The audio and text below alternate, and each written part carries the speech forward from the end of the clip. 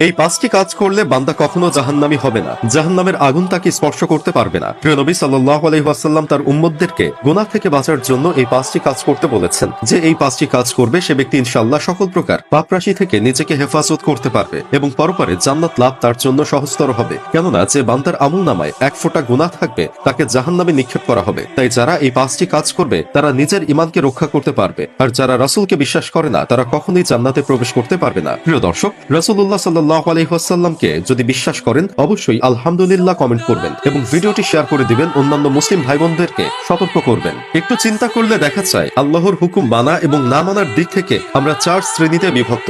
এক, আমাদের মধ্যে কিছু লোক এমন আছে যারা ইবাদত করে গুনাহ করে, অর্থাৎ কিছু ইবাদত করে কিছু গুনাহ করে। দুই, কিছু লোক আছে যারা ইবাদতও করে না গুনাহ করে না, ইবাদত করে না অলসতার কারণে, গুনাহ করে জানা না থাকার কারণে, এদের সংখ্যা সমাজে নিতান্তই কম। তিন, সমাজের মধ্যে কিছু দুর্ভাগা এমনও আছে যারা কেবল গুনাহ করে, গুনাহের মাঝে আকুণ্ঠ ডুবে থাকে, নেক আমল করার তৌফিক এদের মোটেও হয় না। চার, এর বিপরীতে আল্লাহ তাআলার কিছু বান্দা এমন আছে যারা কেবল নেক আমল করেন এবং গুনাহ থেকে নিরাপদ দূরত্বে অবস্থান করেন। তাই এমন পাঁচটি আমল তুলে ধরা হলো যেগুলো প্রিয় নবী আমাদেরকে করতে বলেছেন নিজেদের ঈমান রক্ষার জন্য। তার মধ্যে প্রথমটি হচ্ছে নিয়ত করা। নবীজি সাল্লাল্লাহু আলাইহি ওয়াসাল্লাম বলেন, একজন বান্দা যখন একটি পাপ করে এবং পরে সে বলবে, হে আল্লাহ, আমি একটি পাপ করেছি, আপনি যদি আমাকে ক্ষমা না করেন এবং আমাকে দয়া না করেন তবে আমি সর্বদাই ধ্বংস হয়ে যাব। তখন আল্লাহ তাআলা বলেন, আমার বান্দা জানে যে তার একটি রব আছে যিনি পাপ ক্ষমা করেন অথবা তা দিয়ে পাকড়াও করেন, সুতরাং আমি আমার বান্দাকে ক্ষমা করে দেই। সহিহ বুখারী।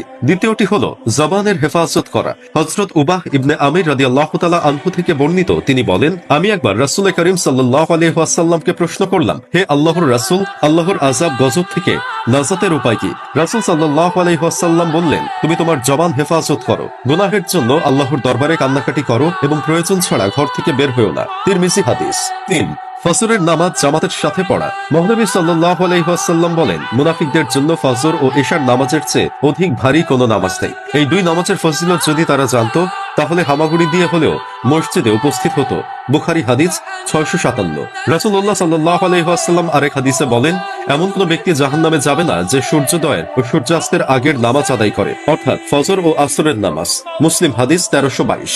৪, প্রত্যেক কাজের শুরুতে বিসমিল্লাহ বলা। হাদিসে বলা হয়েছে, গুরুত্বপূর্ণ কাজের শুরুতে বিসমিল্লাহ পড়া না হলে তা অসম্পূর্ণ থেকে যায়। মুসনাদে আহমদ, রাওজাতুল মুহাদ্দিসিন ৬৪৫। ৫, গুনাহের পরিবেশ পরিবর্তন করা। মানুষের উপর পরিবেশের প্রভাব পড়ে। যেমন কেউ মসজিদে গেলে তার অন্তরে আল্লাহ রাসূলের প্রতি ভালোবাসা বাড়ে, কবরস্থানে গেলে মৃত্যুর কথা স্মরণ হয়, আবার কোথাও আড্ডা দিতে গেলে এসব ভুলে যায়, তখন ফুর্তিতে মেতে ওঠে। কোনো জায়গায় গুনাহের পরিবেশ থাকলে সেই স্থান ত্যাগ করে ভালো পরিবেশে যাওয়া উচিত।